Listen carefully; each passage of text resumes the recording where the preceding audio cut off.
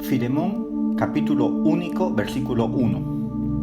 En aquella época era costumbre que el que escribía una carta se presentaba en la primera línea de la carta, no al final como solemos hacer en la actualidad.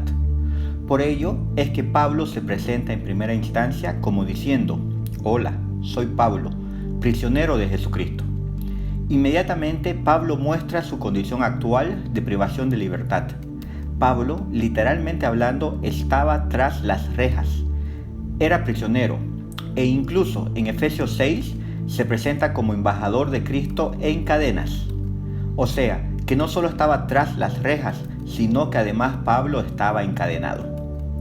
Estas aflicciones, Pablo las recibía como consecuencia de proclamar el Evangelio, tal como lo dice en 2 Timoteo capítulo 1, según la administración de la gracia que Dios mismo dio a Pablo. ¿Por qué prisionero de Jesucristo? Porque Pablo era siervo de Jesucristo. Jesucristo era su amo y Pablo, incluso en la cárcel, estaba desempeñando la función encomendada por Jesús, la predicación del Evangelio. Jesús es Señor, Jesús es perfecto. Por lo tanto, si Jesucristo no está dándote órdenes todo el día, todos los días de tu vida, es probable que Jesucristo no sea tu Señor.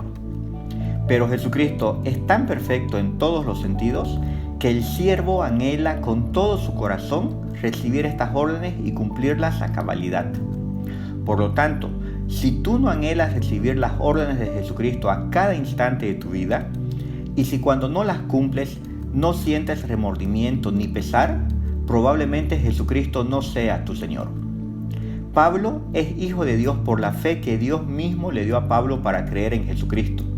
Y además de ser hijo de Dios, es siervo de Jesucristo, como se indica en Gálatas 3:26. El ministerio que Pablo desempeña, que es el que lo manda prisionero a la cárcel, es llevar el Evangelio a los gentiles, como se indica en Gálatas 2 y en Efesios 3. Este ministerio fue dado por Jesucristo mismo a Pablo, o sea, Jesús puso a Pablo en el ministerio y como consecuencia de esta labor, Pablo estuvo encarcelado. Las aflicciones que Pablo sufría no eran únicas a Pablo. Los demás cristianos verdaderos también estaban destinados a aflicciones similares o peores. Por ejemplo, Epafras era también su compañero de prisiones, como dice Filemón en el versículo 23. Estas aflicciones no eran únicas de aquella época. En la actualidad, si nuestro Señor Jesucristo permite que recibamos aflicciones y tribulaciones, nosotros como siervos fieles debemos recibirlas con gozo. El versículo continúa diciendo: y el hermano Timoteo, porque también Timoteo había recibido la fe que Dios da para creer en Jesucristo, y así ser hecho hijo de Dios, como indica Gálatas 3:26. También fue adoptado por el mismo Padre, nuestro Dios Todopoderoso. Jesucristo mismo no se avergüenza de llamarnos hermanos, incluso sabiendo que nosotros éramos parte integrante de la cámara séptica que es este mundo caído y pecador, como dice Hechos 2:11. Por lo tanto, ambos, Pablo y Timoteo, hermanos en Cristo, eran siervos de Jesús. ¿Por qué Pablo solía presentarlo a Timoteo en los inicios de sus cartas y no al final como hacía con sus demás colaboradores?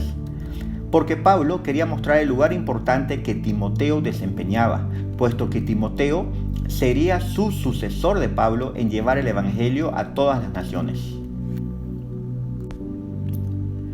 Es por ello que en 8 de las 13 epístolas del Nuevo Testamento escritas por Pablo, lo presenta a Timoteo al principio, para que vean su rol de líder que pronto desempeñaría.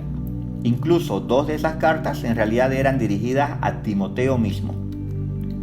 Al decir «y el hermano Timoteo», no implicaba que Timoteo también escribió la carta conjuntamente con Pablo. Simplemente era para indicar su gran apego y trabajo conjunto en la enseñanza y la predicación del Evangelio, además de que era probable que Timoteo lo conocía a Filemón, el destinatario de la carta, y que Timoteo estaba con Pablo mientras escribía la carta. La carta continúa diciendo así: al amado Filemón, colaborador nuestro.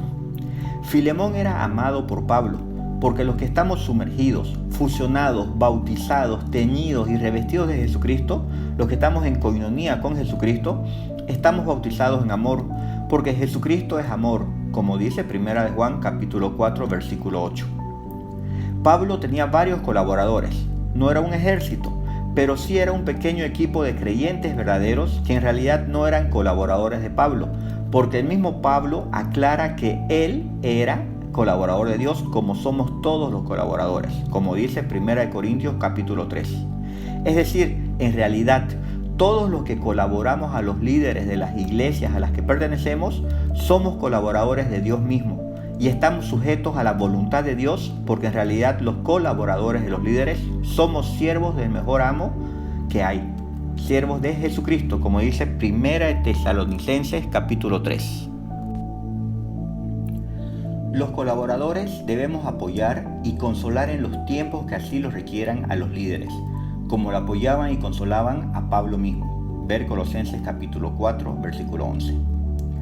Los colaboradores ayudamos a pelear la batalla de la enseñanza y la predicación del evangelio verdadero. Somos sus compañeros de milicia de los líderes, tanto en las buenas como en las malas. Debemos ayudarlos a cubrir sus necesidades también. Ver Filipenses 2. Los colaboradores más cercanos a los líderes deben también confirmar y exhortar a los hermanos a que la fe recibida de Dios para creer en Jesucristo y ser hechos hijos de Dios sea cultivada por el estudio de la palabra de su poder, porque la fe viene por el oír la palabra, tal como dice Romanos capítulo 10. Diremos, ¿es difícil ser colaborador de los líderes de las iglesias? Quizás sea mucho tiempo invertido sin paga, que se vea. Pues en Filipenses 4:3 dice que sus nombres están escritos en el libro de la vida. Mejor paga no hay. Gracias, Padre amado, por tu palabra que despliega tu poder. Amén.